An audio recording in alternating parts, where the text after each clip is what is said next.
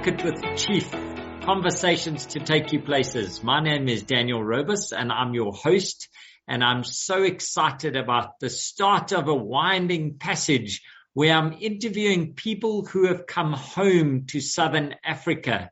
And Sibusiso Mhlango is joining us. We're going to be calling him Sibusiso or Walter. And for our listeners who are outside of Africa, we'll explain that as we get into the conversation, why Walter has many personalities.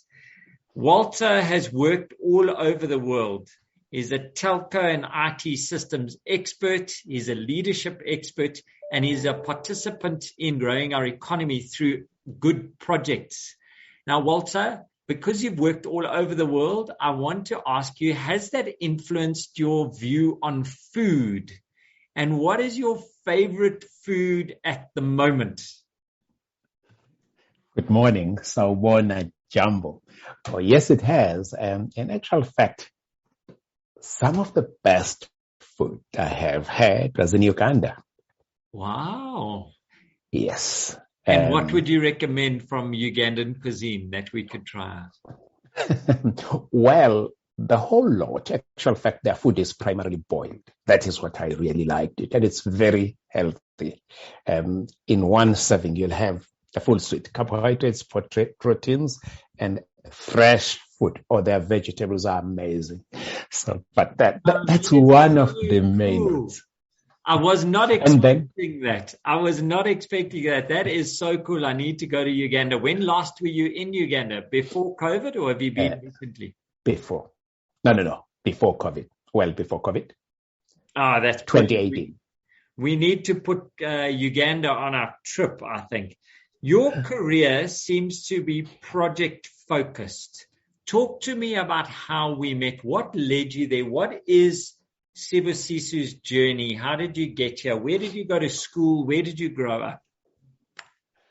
I'm a KZN boy. I was born in Durban. We grew up in Ikopo, Midlands. If you've read the book Cry the Beloved Country, yes, the first paragraph is set up in my village of Ikopo. Okay. I went to school there, and then I went to high school in Bulwer, not far from there, on the foots of the Drakensberg. And then, in the olden days, good old days, I joined the post office, the Postkantoor. And they sent me to Pietersburg for training because that was the only black technicon. Which after 1 year in Pietersburg, they shifted us all to Pretoria. Soshanguve, it was then called Technikon Northern Transvaal. Okay. It's now part of the TUT. I did electronics and telecommunications with them. And then from there... What year was this? What year was this? What decade are we talking? 1981. That's when it all started. So it was in the midst of the riots. It was in the midst of the unrest, and you still managed to study during these times. There was a lot going on in your world at this time. How did you react to the changes in the world that was taking place at that time? I think the encouragement of the parents had a great influence. The emphasis on education came from home. Both my parents were teachers. That emphasis just stuck with me. Okay. Then Telkom, actual fact, or the Postkantoor, opened my journey into technology because I did everything in the post office what they could do: underground cables, overhead cables, telephone exchanges, transmission, satellite. And then at the latter end of my career, data communications started coming up. Analog data communications. That is what ignited my journey to IT as well. So my career has been both IT and telecoms throughout in different market verticals. But it was all out at the Postkantoor. And then just to amuse you further, I worked for Greycore. Oh my word. But Yes, I mean, I there were did. good careers that were started there. There was good stuff that was going on. You were getting cutting edge education. When did you first move offshore? What was your first job where you moved off or out of South Africa's safety net of the Postkantoor? Some time after having left the Postkantoor, I joined IBM at Carlton Center, Johannesburg. Wow. And in IBM's wisdom, they sent me to the UK for training. That was the first time I've ever been on a plane. It's a very nice story. I went for training in the UK in January, which is very hot by then in South Africa.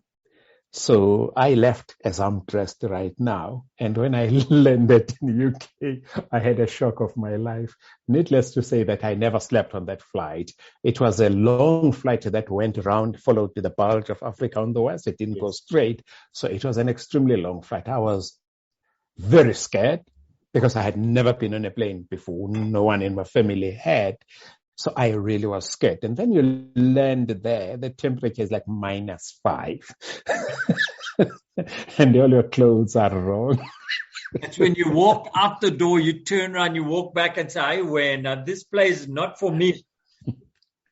The customs official asked me, "Are you sure you are dressed properly?" And I said yes, not knowing what was waiting for me at the package control.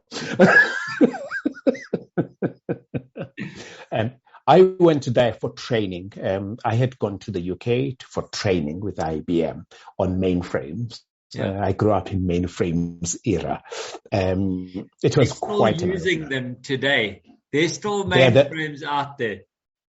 But they are the best technology. Really, eh? Oh, yes, they are. Cloud comes from there. Virtualization has been done in that platform for more than 50 years. Wow. I'm not marketing for them. Let's stop. So you got a solid foundation, and then you got a taste for life outside of South Africa. This was during the apartheid era. Yes, this is about 1989, the very first time I put myself on the plane to get a passport. That was 1989. That was a massive culture shock for you. Yes, it was, because from the UK, then I got sent to the laboratory of IBM in France, in Nice. That was even more of a cultural shock. Wow. And did this bring this love for travel that you've got now? I would say travel followed me. Okay. Because with IBM, then I used to be sent quite around in a number of countries doing support. And a little bit of training on certain components like TCP/IP. In those days, I used to do a bit of training there on as well. But that helped me to travel around. Yeah. And that was how I met my other big employer, Coca-Cola. I was in Cote d'Ivoire doing work for IBM. Coca-Cola was one of our biggest customers. And they poached me from there, and the travel bug had hit me even more. Okay. And were you married at this stage? Did you have a family with you? Yes, by the time I joined Coke, I now was married, and she didn't like traveling. So oh, really? I was traveling alone, yes. Wow. Now you took a decision to move actually out of South Africa, and you moved off continent, and where did you go to, and how was that? How culturally different was all of this from what you were used to? Now, I've got to take you back on a mixture. During the post office days, I used to go and support the satellite station in Zimbabwe.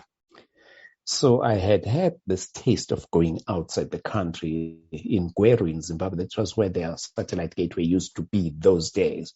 So whenever there were issues and that were impacting our customers this side for circuits that way and taking long to resolve, I used to be sent there. So I had that taste of traveling. Mostly I used to do it by road. I just didn't dig an aeroplane then.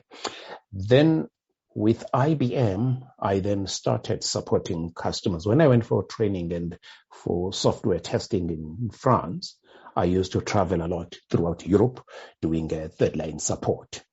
And then when I came back when I was back in South Africa, I would travel a lot around the country doing installations and third line support for certain systems throughout the country. So that traveling then led me to Cote d'Ivoire to go and fix an environment for Coca-Cola. Yeah. And that's when I crossed the floor. And I traveled even more with Coca-Cola. Oh my word. Yes, I traveled the whole of Sub-Sahara, even Angola, just before Dr. Savimbi passed on. I was there setting up the Coca-Cola. And then I went with Coke to places like Cyprus, Lebanon. We set up the Middle East office in Bahrain. And in those days, Dubai was a village. And I had that privilege. Even Abu Dhabi was a village. I had that privilege to experience all that with Coke. So I traveled extensively the whole of Middle East, and then obviously continuing supporting the Sub-Saharan Africa. But Sibusiso, now this is at the end of apartheid. It's coming into this new age. You're a young, non-white manager in this predominantly white environment. It must have been hell exciting. It must have been so superb doing all this work around. What stories did you bring home? I mean, could they believe that you were doing this as the first person in your family to travel? Maybe let us start when I left KZN for the then Transvaal, because I was the first person to leave in my family, to leave KZN for the Transvaal, outside KZN. And then I joined the post office, and I couldn't speak Afrikaans.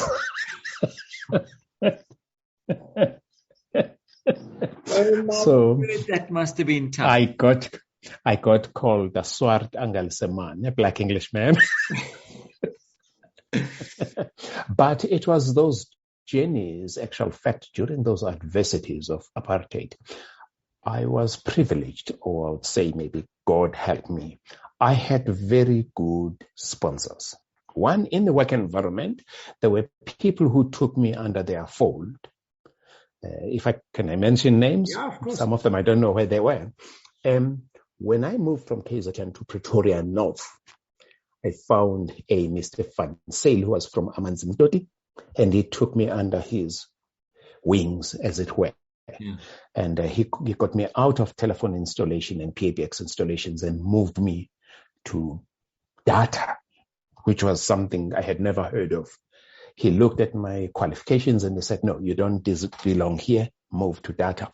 And then in that data section, this was now a totally new world, scary as hell. Yeah. I got fortunate. There were three people I would like to mention. One was called Ron Smith with a T. And then there was Henry Lauren, was my immediate boss. And there was a colleague called David Blackbeard. They really took me under their arms and coached me and helped me up on my journey. Because remember, I had no mentor, no someone to look to in the family or in the circles. This was me on this journey alone. Wow. So those people helped me. And then on the spiritual side, there was a guy called Jos Holzhausen. He later then moved to Namibia. Jos helped me to heal in the wounds of apartheid. Wow, that is amazing. And looking back now, what do you wish younger you had known that you know now? What would have made that easier? A key thing for me, I wish I had had a mentor and a coach. That I didn't have. I stayed too long as a techie because that was my world. My world was to be the best engineer there is. And I think I did that. But I never knew that you could progress beyond other things. That's number one. I didn't have a mentor to help me map up my journey. Number two, I wish I had balanced education as well, further education with my experience. But the bug of traveling and being able to fix complex issues. That was me. I was on cloud nine, yet I wish I had a balance. If I had a coach, I think I would have achieved more. However, having said all that, I don't decline my journey. Awesome. So yes. Now we fast-tracked, you moved overseas and you spent a chunk of your life living off-continent and working in different areas. That must have been quite an interesting experience as well, leaving Africa behind and waving goodbye to Southern Africa. I wouldn't say leaving the continent per se. Yeah. There were journeys within the continent. Côte d'Ivoire. In Europe, I was going primarily on assignments, like 3-6 months, then come back. But when I traveled out of South Africa on sort of like a quasi-permanent thing was to Kenya. And that's where as well my IT journey grew, accelerated. The experience of working for Safaricom at their infancy stages was just an awesome journey. And that led me as well to management for the first time, to senior management. And what did you learn about Kenya that you'd like to bring back to South Africa? Education. Yeah. They value education. Really, eh? Oh, yeah. I think per capita in Africa, they are the highest educated nation. Wow. To me, that foundation is critical. Hence, even if you see here in Cape Town at Amazon, they've got a lot of Kenyans that they have sourced to come here. Education. And education. I love that. And then you took a decision to come back to South Africa, which is what I'd like to just chat about. You could work anywhere in the world. You have the skill set, you have the experience, you now have the gravitas as a manager, yet you chose to come back to South Africa. Why? And okay, let me ask why, and then I'll ask the next question. Maybe before coming back, we need to continue traveling. Yeah. I then went to Asia. I even forgot about it. You were the tallest person in the country. Eh? I went to a most exotic place. I went to Kabul in Afghanistan to work for a telco. I went back to a telco. You went to Kabul. What year was that? Yes, I lived there for 5 years, 2013. Oh, my word.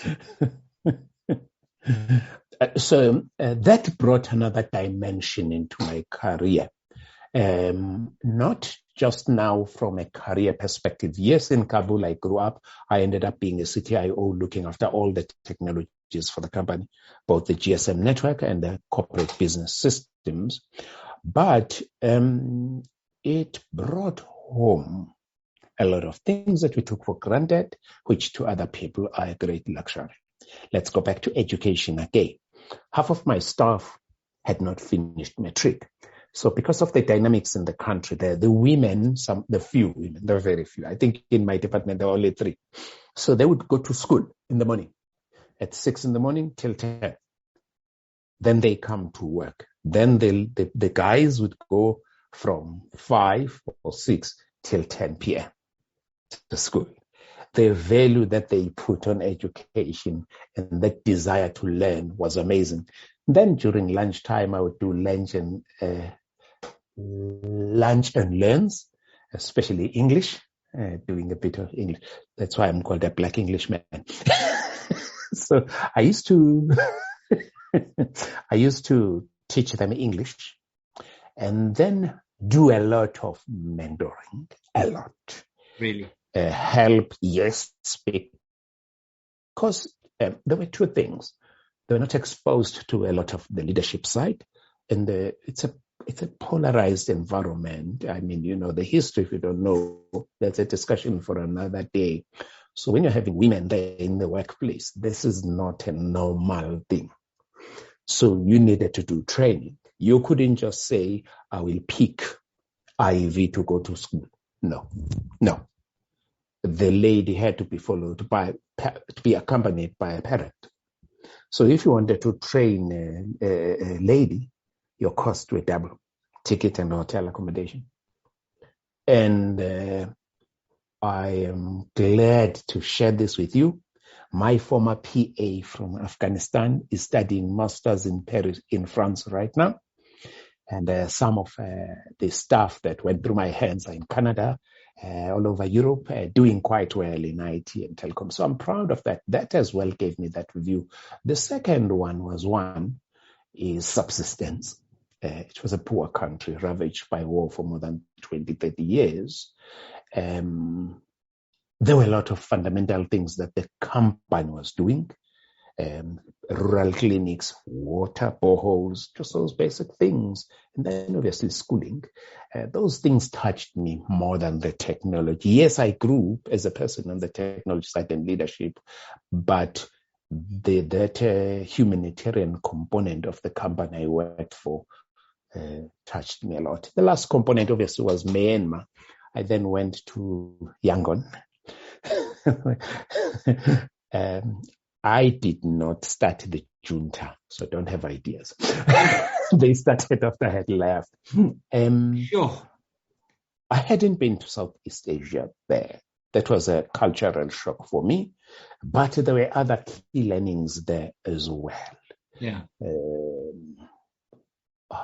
I had never been exposed to Buddhism. I learned a lot out of that experience of working with the colleagues in Yangon. That shapes you. Then my daughter called me one evening. She was working in the UK. And she says to me, when are you going to go back home? So you were pretty happy in Southeast Asia.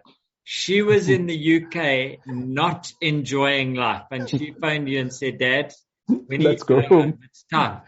Let's go home. It was a joke. It started off as a joke. Yeah. Because I didn't stay very much long there. And then I applied. I found the job in South Africa. I came back I started on the 1st of May, 2019. I left Yangon on the 30th of May. So when I arrived, I was jet lagged as crazy at the new office. And within a month, my daughter resigned in the UK and came back home and joined me. And why did you come home? Because she told you it's time to go home? I had been trying to come back home for years, but I just couldn't get a job. It was very weird. I would always get this rejection. You're overqualified. You're too qualified. Then I asked myself, am I a professor or do I have quadruple PhDs, which I didn't have, but I was always blocked. You are too qualified. That was always the case. You're too qualified. Now I'm still trying to find the definition of that till today. I haven't, but I'm still trying to find it. So when I got the opportunity to come back, I jumped for it. That was in 2019. Just before lockdown. Yeah. And it prepared me. Those 6 months before lockdown, they prepared me for lockdown. Because I had to reorientate myself back into the country. It was a different country than the one I had left. And good or bad or just different? How would you characterize it? Different, but there were certain things which I detested. There was a lot of what is the right word? Entitlement that I found. And there was the polarization. The white folks were saying when we are being discriminated, left out of the working environment for blacks, and the blacks were saying the transformation is not moving fast enough. In the institution I worked in, most of the senior people were whites. So it was this thing. Then the other component which I battled a lot with was customer services throughout. Be it you walk into a supermarket, to go to a bank or whatever, it just was not there. There was no passion for customer service. That's what I battled with. I really battled with it. Wow. You said earlier, education. You said Kenya, education. You talk about your own journey, mentoring and education. I think if I had to summarize, your biggest challenge you think we are facing is education in South Africa. If we accept that the education is going to carry on, what do you think we can do as business leaders to assist people coming into the workplace on the education front? What is your practical 1, 2, 3 guide that you would love to see instituted? There are 2 streams. My view in education are 2 streams. That's academia and trade orientated. I do believe, this is me, I still do believe we've got to go back to the technical colleges and technicons, prepare people for artisans and to workmanship, then follow the academia, place research and all that. You've got to balance these 2. The quality of the people, of the artisans, this is a personal view, is not as what it used to be. By the time I finished training at the post office, I could work. I didn't become an intern. I was ready for working. Okay. We need that. We need to go back to those basics. Not everybody is going to be academically orientated or fit for the research. We do need artisans as well. But informed artisans, trained properly. Okay. We need to fix this. That's how Singapore grew up to what it is. Okay. So to me, that is the component that I would like us to do. The other one is I'm sure you've seen this yourself on the advertisement for interns or for junior. An advert will come up and say, we need a junior programmer. 4 years experience. Okay. Yeah, it's crazy. Is it me not comprehending English? Yes. Or what is this nonsense? Yeah. And then this tag as well, you're overqualified, not just because it affected me, it does affect other people. What is that? What is that? That doesn't make sense to me. Yeah. So let us do that. I think we should balance again those technical training. There were technical colleges and commercial colleges, and then the technical routes, and then the academia. We need researchers. So we need a balance of both. What do you think so we in the IT industry, what should we start or stop doing as leaders around here to assist to assist moving market forward in South Africa? I think innovation needs to thrive a bit more, number 1. Number 2, I think we need to instill a culture of pride in what you do. I love that. When I wake up to go to the office, that says a lot. So once you are there, why are you slack? You should really be cherishing that.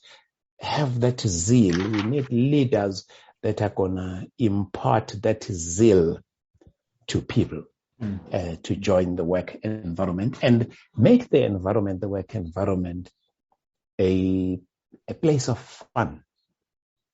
Okay. We have got to deliver where our output has got to grow higher. I think it is a bit on the low end. That is a personal view. We need to have more dedicated workforce that are committed, self-starters, people who take pride in what they do. But that comes as well from leadership and from people that they can look up to and say, wow, if I could be Joe So. I think people, the role models are getting thinner and thinner. And that is what helped me to grow, because I had those role models. Mine were different. Okay, it was a different era. My target was quite simple. If a white guy could do it, I'd do it better. That was my target. And I love that. It helped me. It was a very good competition with myself to say that was the benchmark. Even two reasons. White folks had everything going on for themselves, and salaries were better for them, and they came from better schools. So they were better than us academically.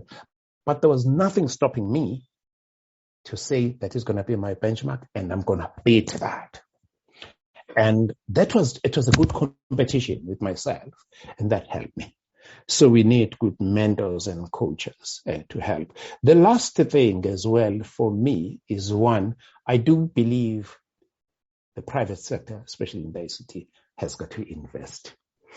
It's got to invest more, not on academia only. There are people who are not orientated to get a BSc, but who can do very good networking or programming for that matter.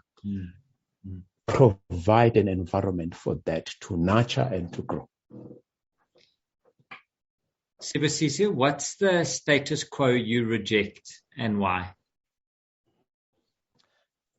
That word doesn't exist in my vocabulary. I'll explain. I'm not dreaming by saying so. I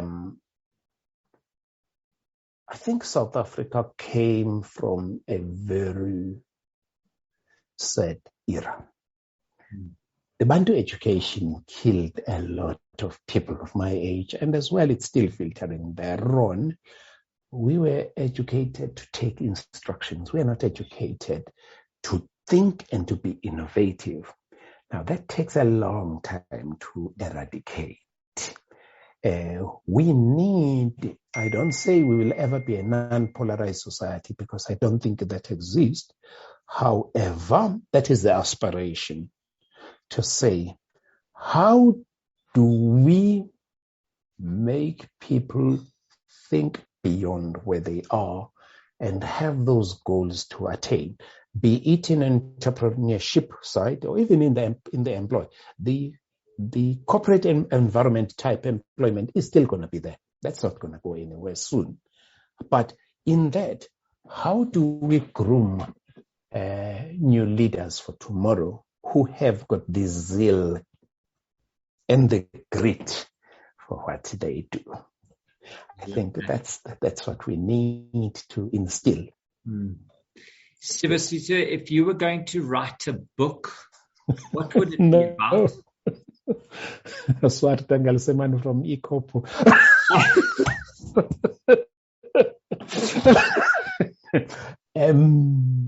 I've been asked this question a number of times. Oh my word. Okay, I bet that's yes, cool. I have. I need to ask you a different question then. What would you write a book about? Would it be a romance novel of a young executive who travels the continent and has a girlfriend in every port? Probably it would be my experiences on the journey. Okay. Obviously, not start at Ikopo. I've got very fond memories of my village. Starting there throughout leaving KZN to the then transfer, hearing Sotho and Setswana for the first time, and not hearing a word in your own country. Then through the journeys that life has presented to me, I have got fond memories of Europe. I enjoyed the USA. I didn't stay much there. I would go there short trips, maybe 1 week, 2 weeks for work, both Coke and IBM, and attending conferences before the lockdown stages. I wouldn't say I know that part well as compared to Europe, where I lived, and then obviously Asia and the rest of the continent. And it would be as well to write about the strengths, the potentials in the continent. There's just so much. Is that what's giving you hope right now? Is that why you stay and you're always positive about it? Is that there is this untapped potential? I think there's a huge untapped potential. There is a lot that this continent can achieve for itself. The era that the continent came from did not produce leaders. There are certain things that come with experience, education experience, and then your zeal to achieve something. That's what has been lacking as far as I'm concerned, because if you look, most of the countries were liberated from colonialism in 1962. From 1960, it accelerated. That was the same time when Singapore started, isn't it? Look where Singapore is. Look at those African countries are today. Just that type of leadership and the vision. the leaders had vision. The leader of Singapore had a vision. I wish we could have more leaders like that. And then Ethical lastly, ethical leaders that have got the good of the people at the heart. That think purely of the nations they lead, not their stomachs. Yeah, we're not going to dive down that rabbit warren. Where do you self-educate now, Sibusiso? Where do you stay ahead of the game? Do you read books? I read. Do podcasts? I read a lot. No, I read a lot. What are you reading at the moment? I am rereading a book by Roberto Guizzetto, who was then a CEO of Coca-Cola. I want the whole world to drink Coke. I'm reading that, and I'm reading as well The Toyota Way. And then the third book is one of my favorites that I read almost all the time, Making Elephants Dance by Lou Gessner, the story of turning around IBM. Wow, Making Elephants Dance. Okay, that's brilliant. Yes. Yeah. And then I read as well about technology. I really immerse myself in technology. There is so much imagined that has happened, especially in the IT space, as well as telco. So I stay abreast in those. I read, and it just keeps me going. Brilliant. If you had to be talking to a graduate class of young South Africans that have just finished BCom IT, kind of getting into the workplace, what is your message to them, Sibusiso? I would tell them that now we need to uneducate them. The attitude. Listen, I'm paying for those little swines to go to varsity. Don't say that. Okay, carry on. A lot of them come up with this attitude that now I've got a degree, I have arrived, I want money. I've got a degree, I want money. Put money on the table.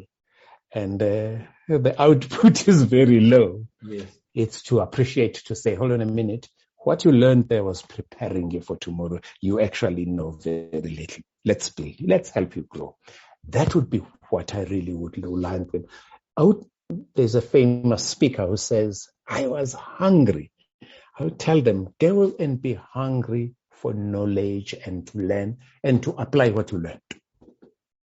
That hunger, that zeal that says, how do I go and make a difference to the world and to myself? Not to say that my paper of degree is now in my entitlement to the world. No. So get a bit of humility and go and start sweating a little bit. It's the only way. You have got to start. You've got to crawl before you run. You have to. There is a reason for that. There is a purpose. Experience cannot be taught at school. You've got to get in, boots in, and get your hands dirty. Yes. That appreciation has got to be driven. And Sibusiso, what would the agenda topic be if you hosted a talk with business leaders in South Africa in IT? What would your agenda topic be? Is this a targeted audience for adults or for young people? Before I say what I want to say. No, adults. No, we're talking mid-management to senior management now. You hosting a conference at Think Tank at Lekgotla. It is a pity that we can still be answering that question. I think it is a shame to humanity. All of us were brought up by our mothers. Just please tell me one thing in IT that a man can do better than a woman. Just one. That would be your agenda topic. Yeah, there's none. Oh, my word. Women are just as capable as us men in technical leadership. Give them an opportunity and then pay them the same. Pay them the same. Why should men be paid more still today? I just can't get that. I'm sorry. Not because I've got girls only, but it doesn't make sense to me. Okay. Maybe the balls. You would have a discussion around that. Yes, I would say that the Isn't balls it don't make you embarrassing? an IT person, a better IT person. Isn't it embarrassing that at 2022 we can still debate this as a topic? It's disgusting. I'm sorry to say so. To me, it's just disgusting. I've got daughters. They are human beings just like me. I want them to be given the same opportunity as other people. This is where my view is on BAE and affirmative action is a problem. Do not give me a position or something to do because I'm black that you've got to reach these quotas. It must be based on my capability, my grit. What do I bring to the table? If I'm not reaching that experience, help me to get there. But this thing of black empowerment as if you are an invalid is just wrong. Open up, give everybody an equal opportunity. Let me swim with the crocodiles, then I'm going to say I'm a good swimmer. But if you take me across on a helicopter and then you say I've crossed the river, that to me does not gel. You remember baby Jake Matlala? Yeah. Do you remember how big he was? Tiny. Exactly. How many people? How did he reach to be a world champ? He got into the ring and was beaten thoroughly. And he carried on to his goal to be a champ. Whether the face was swollen and he couldn't hardly see, he became a world champ. That's what I would like. Get me in the ring. Wow. Sibusiso Mhlango, there's wisdom that is coming through there.